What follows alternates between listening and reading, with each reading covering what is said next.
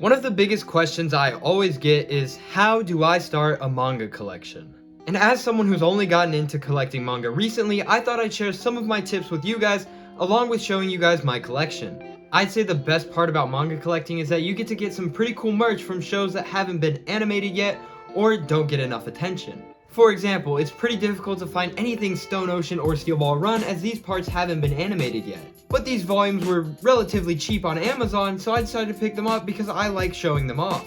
Also, your average manga volume tends to run a bit cheaper than your average figurine, so you can still collect stuff for your favorite series without spending as much money. Also, if someone comes over to your house and sees that you got hella books, they'll think you're smart. Maybe not that last one, but you know. But I'd say the most difficult part about collecting manga is buying the physical volume. Even though they may not always be hard to find, sometimes you can find physical volumes for way cheaper online than you could ever in a brick and mortar store. So how do you know that you're getting the best deals?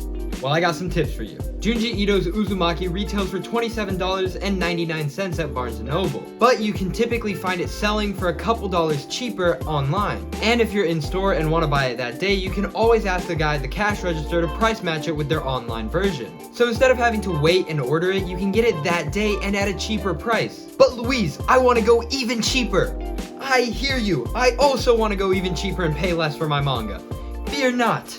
The Evangelion 3-in-1 manga typically retails at about $20, but on Amazon you can find it for $17. And thanks to Prime 2-day shipping, you can usually get your order within 2 days. But I want to go even cheaper! I hear you, man, I hear you. I'm getting to that part. The JoJo's Bizarre Adventure manga is $20 in store, $17 on Amazon, and only $15 on Right Stuf Anime. But if you're buying on Right Stuf and taking advantage of those great deals, you're gonna have to buy at least $75 worth of manga to get the free shipping. But the cheapest option for collecting physical manga is buying in box sets. Box sets are these wonderful boxes that contain some manga and oftentimes a little bit of additional goodies. I got this box set with 4 volumes of Attack on Titan for about $25, which means I essentially got a volume and a half for free. Box sets are the most money efficient way to purchase physical manga, and you get some really cool boxes out of it too. Oh, but wait, there's one more source for getting manga. Now, if you're not interested in physically collecting the manga and you just want to read it,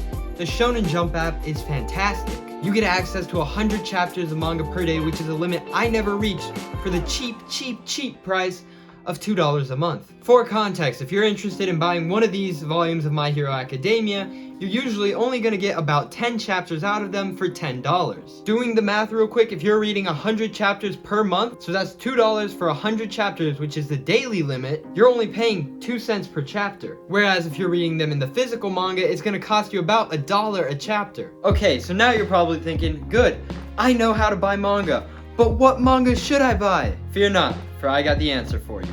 My first tip for people starting a manga collection is buy a manga that you already like the anime. Say you're an Attack on Titan fan. In buying something like Attack on Titan, you're not running much of a risk because you already know that you're gonna like the story. And also, reading a story that you're already familiar with will help you get used to the reading format of manga. Oh, but I already watched all of Attack on Titan 3 times. Why am I gonna read the manga? Well, then I suggest you get spin-off manga from your favorite series. Spin-off manga like Attack on Titan No Regrets are a great way to get introduced to manga because it's a new story in a world that you already love. Also, these spin-off stories may not always get animated, so you're being exposed to a new story that you may otherwise never have seen. Alright, I hear you out. You want a manga original, something fresh, something new, something to dig your teeth into. Could it be the teeth of a chainsaw? Chainsaw Man hasn't been animated yet, and it's going to be receiving an anime adaptation this year. So if you want to be a pesky manga readers and spoil it for the anime onlys, go ahead and read it now. It's basically a story about a man who fuses with a chainsaw devil and becomes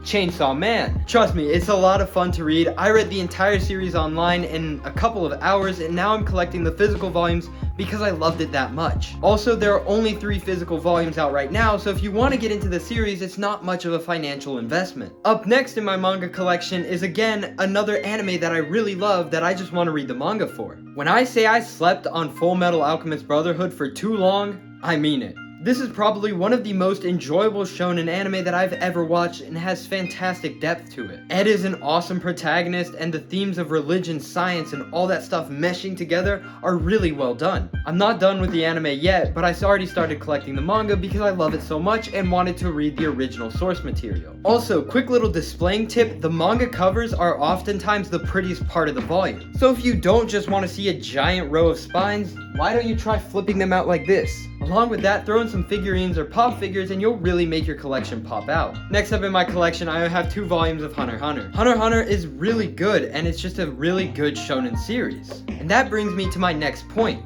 Shonen Jump manga. Buying Shonen Jump manga usually guarantees some pretty decent quality. While it may not be the best story you've ever read, it's gonna have some quality there. It's no mistake that most people's entry anime are Shonen Jump anime adaptations. This little SJ at the top of your manga is basically a stamp of approval that you're probably gonna enjoy it. Next up in my collection, I got the series that I own the most volumes of, My Hero Academia. What is there to say about My Hero Academia that hasn't been said before? It's a quality Shonen Jump title that's great for entry-level anime and manga fans. It's what got me into the medium and is always going to be one of my favorites. And like I said earlier, spin-off manga are also a great way to get into manga collecting. My Hero Academia Vigilantes is a great spin-off to My Hero Academia. I've only read volume 1, but I plan on picking up some more volumes of this series in the future because it entertained me so much. Alright, well this next manga is a little bit more seinen and you gotta be a little bit more mature to read it. And that is Junji Ito's Uzumaki. No, it's not a Naruto spin-off, it's actually an original story. Uzumaki takes place in a town that is cursed by spirals. It's a really interesting horror story that makes you terrified to flip the next page. It's an odd sense of discomfort that's very different from the horror that you get watching American horror films. Reading Uzumaki was the first time that I ever read one of Junji Ito's works, but I understand now why people consider him to be the Stephen King of Japan. I recommend this for anyone because even if you're not a big fan of horror, Junji Ito is a pretty influential mangaka. Now's the time that I get to talk about probably my favorite anime of all time, Neon Genesis Evangelion. Okay, I'm actually outing myself on this one because I haven't read the manga for this and I've heard that it has a different ending,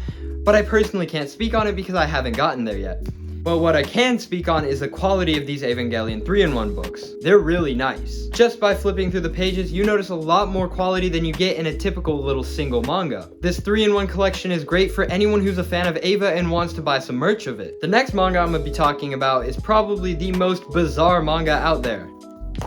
I dropped it. Jojo's Bizarre Adventure.